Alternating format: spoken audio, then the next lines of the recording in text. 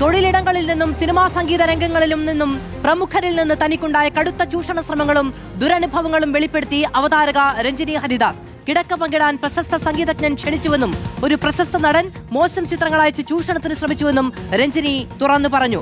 RH factor എന്ന സ്വന്തം YouTube ചാനലിലൂടെയാണ് പരസ്യ ചിത്രീകരണങ്ങളുടെയും വിദേശ ഷോകളുടെയും മറവിൽ സ്ത്രീകളെ ചൂഷണം ചെയ്യുന്നതടക്കമുള്ള ഞെട്ടിക്കുന്ന വിവരങ്ങൾ രഞ്ജിനി ഹരിദാസ് പങ്കുവച്ചത്. വിവരങ്ങളുമായി ലബി സജീന്ദ്രൻ ചേരുകയാണ്. ലബി, രഞ്ജിനി തന്നെ പറഞ്ഞതുപോലെ രഞ്ജിനി ആ തരത്തിൽ എന്തെങ്കിലും ഒരു പ്രതികരണത്തിന് വിമുഖത കാണിക്കുന്ന ഒരു സ്ത്രീയാണെന്നൊരു വിചാരം മലയാളത്തിലൊരു മനുഷ്യനുണ്ടാകില്ല.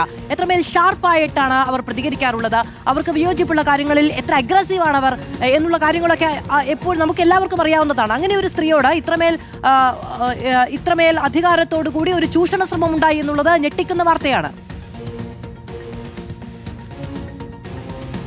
മധു, തീർച്ചയായും അതുതന്നെയാണ് രഞ്ജിനി പറയുന്നതും. അതായത് വളരെ ശക്തമായ പ്രതികരണം നടത്തുന്ന തന്നോട് ഇത്തരത്തിൽ പെരുമാറാൻ ധൈര്യം കാണിച്ചിട്ടുണ്ടെങ്കിൽ ഈ തൊഴിലിടത്തിൽ മറ്റ് സാധുക്കളായ പെൺകുട്ടികളോട് എത്തരത്തിലായിരിക്കും ആളുകൾ പെരുമാറുക എന്നുള്ള ആശങ്ക തന്നെയാണ് രഞ്ജിനി ഹരിദാസ് പങ്കുവച്ചിരിക്കുന്നത്.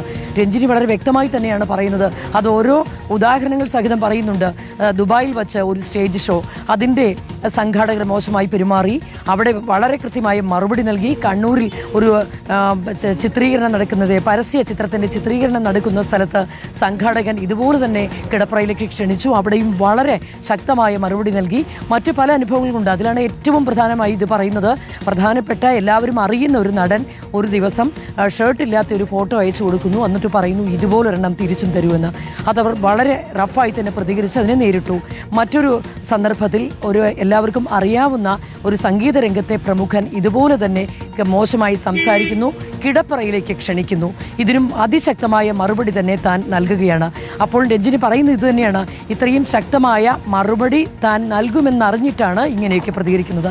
അങ്ങനെയെങ്കിൽ ഇതൊന്നും പ്രതികരണശേഷി ഇല്ലാത്ത അല്ലെങ്കിൽ പ്രതികരിക്കാൻ ധൈര്യമില്ലാത്ത പെൺകുട്ടികളോടൊക്കെ എത്ര മോശമായിട്ടായിരിക്കും പെരുമാറുക. ഓരോ സന്ദർഭങ്ങളും തൻ്റെ കരിയറിൽ 15ാമത്തെ വയസ്സിൽ താൻ മോഡലിംഗ് രംഗത്തേക്ക് വന്ന ആളാണ്. 44 വയസ്സായിരിക്കുന്നു. ഇതിനിടയിൽ പല ദുരനുഭവങ്ങളുണ്ടായി. അതൊക്കെ മറികടന്നാണ് താൻ ഇവിടം വരെ എത്തിയിരിക്കുന്നത്. ഈ പരസ്യ ചിത്രീകരണത്തിൻ്റെയും ഈ സ്റ്റേജ് ഷോകളുടെയും ഒക്കെ മറവിൽ ഇതുപോലെ പെൺകുട്ടികളെ ചൂഷണം ചെയ്യാനുള്ള വലിയ സന്ദർഭങ്ങളാണ് ഇക്കൂട്ടർ ഒരുക്കുന്നത് എന്ന് വളരെ നിശ്ചിതമായി തന്നെ ഇതിനെ വിമർശിക്കുകയാണ്. ഈ കാലഘട്ടം മുഴുവൻ അവർ ഈ ഇൻഡസ്ട്രിയിൽ നിന്നൊരാളാണ്. എന്തുകൊണ്ടാണ് ഇപ്പോൾ ഇതൊക്കെ തുറന്നു പറയണം എന്നൊരു തോന്നലുണ്ടാകുന്നത്? അതിന്റെ പശ്ചാത്തലം രഞ്ജിനി എന്താണ് പറയുന്നത്? രഞ്ജിനി പറയുന്നത് ഈ ഒരു സമയത്ത് യൂട്യൂബ് ചാനൽ, സ്വന്തമായി യൂട്യൂബ് ചാനൽ തുടങ്ങുന്നു. അതിൽ ഓരോ സന്ദർഭങ്ങളിലും താൻ പിന്നിട്ട വഴികൾ പറയുന്നതിൻ്റെ ഭാഗമായി ഇതൊക്കെ ഓർത്തു പറയുന്നു എന്നതേ ഉള്ളൂ.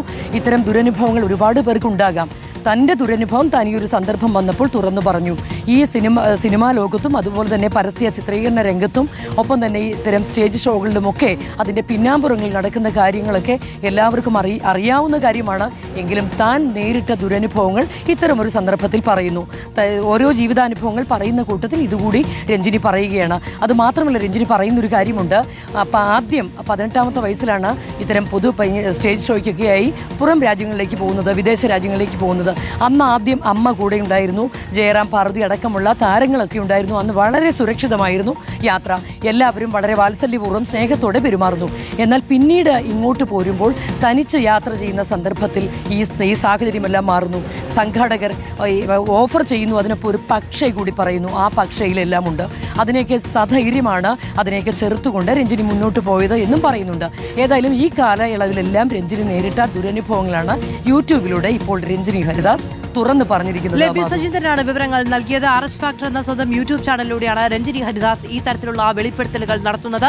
തനിക്ക് ഇത്തരത്തിലുള്ള ദുരനുഭവങ്ങൾ നേരിടേണ്ടി വന്നു. ഒരു പ്രമുഖ സംഗീതജ്ഞൻ, മറ്റൊരു പ്രശസ്തനായ നടൻ തുടങ്ങിയവരൊക്കെ മോശമായ രീതിയിൽ പ്രതികരിക്കുകയാണ് ഉണ്ടായത്. താൻ ശക്തമായി പ്രതികരിച്ചു. അങ്ങനെയാണ് ആ ചൂഷണത്തിൽ നിന്ന് രക്ഷപ്പെട്ടു പോയത് എന്നുകൂടി രഞ്ജിനി ഹരിദാസ് പറയുകയും ചെയ്യുന്നു.